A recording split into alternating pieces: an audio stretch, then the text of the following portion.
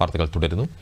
വയനാട് ഉരുൾപൊട്ടലിൽ ദുരിതബാധിതരായവരെ പുനരധിവസിപ്പിക്കുന്നതിനുള്ള നടപടികൾ പുരോഗമിക്കുകയാണെന്ന് മുഖ്യമന്ത്രി പിണറായി വിജയൻ തിരുവനന്തപുരത്ത് വാർത്താ സമ്മേളനത്തിൽ സംസാരിക്കുകയായിരുന്നു അദ്ദേഹം. പുനരധിവാസത്തെക്കുറിച്ച് വിദഗ്ധരുമായും ദുരന്ത മേഖലയിലെ ജനപ്രതിനിധികളുമായും ചർച്ച ചെയ്യാൻ സംസ്ഥാന ചീഫ് സെക്രട്ടറിയെ ചുമതലപ്പെടുത്തി. ബന്ധപ്പെട്ട എല്ലാവരുടെയും അഭിപ്രായങ്ങൾ ശേഖരിച്ച ശേഷമാണ് പുനരധിവാസ പദ്ധതിക്ക് അന്തിമ രൂപം നൽകുന്നതെന്നും മുഖ്യമന്ത്രി അറിയിച്ചു. ദുരന്തബാധിത പ്രതികരണ രംഗത്തെ വിദഗ്ധരുമായും ദുരന്ത മേഖലയിലെ ജനപ്രതിനിധികളുമായും ചർച്ച ചെയ്യാൻ ഉദ്ദേശിക്കുന്നുണ്ട്. അതിന് സംസ്ഥാന ചീഫ് സെക്രട്ടറിയെ ചുമതലപ്പെടുത്തിയിരിക്കുകയാണ്.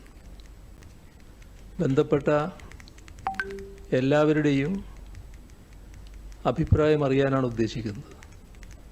ആ അഭിപ്രായം ശേഖരിച്ച ശേഷമാണ് പുനരധിവാസ പദ്ധതിക്ക് രൂപം നൽകുക.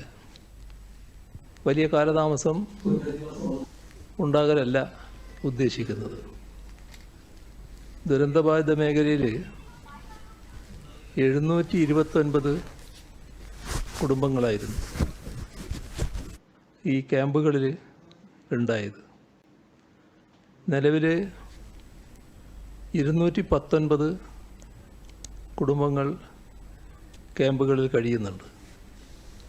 മറ്റുള്ളവർ വാടക വീട് കണ്ടെത്തി അങ്ങോട്ടേക്കോ കുടുംബ വീടുകളിലേക്കോ മാറിയിട്ടുണ്ട്. ഇവർക്ക് സർക്കാർ അനുവദിച്ച വാടക നൽകും. 75 സർക്കാർ ക്വാർട്ടേഴ്സുകൾ അറ്റകുറ്റപ്പണികളൊക്കെ നടത്തി താമസയോഗ്യമാക്കിയിട്ടുണ്ട്.